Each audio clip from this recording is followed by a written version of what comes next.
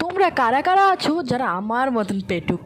না মানে কে এমন করে বলো, সেজে গুজে গিয়ে এভাবে গরবা দেখার জন্য যা হচ্ছে, এতটা সেজে গুজে, তাও আবার মোমো দোকান দেখে জাস্ট বসে গেল।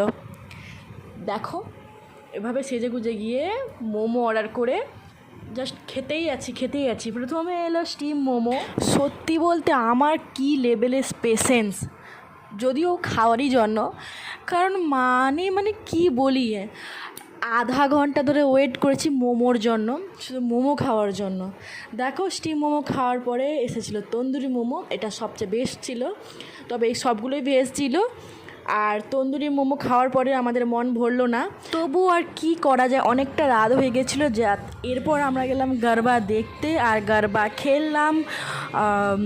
আমি গরবা বেশি দিন যাইনি, দুদিনই গেছিলাম। আর খুব সুন্দর লাগে এখানে বাইরের দেশে এসে এরকম গরবা খেলতে। তোমরাই দেখো, সবাই ইন্ডিয়ান এখানে যারা গরবা খেলছে। আর গরবা খেলার পর আমার মন ভরলো না, চিলি মোমো অর্ডার দিয়ে দিলাম। মানে কোনো কথা হয়, গরবা দেখতে গেছি 10 মিনিট আর মোমোর জন্য ওয়েট করেছি মিনিমাম 1 ঘন্টা। আর কি করব, এখানে তো সব সময় মোমো পাওয়া যায় না, তাই দেখেই ব্যাস লোভ লেগে গেছিলো। ভিডিও ভালো লাগলে লাইক শেয়ার কমেন্ট।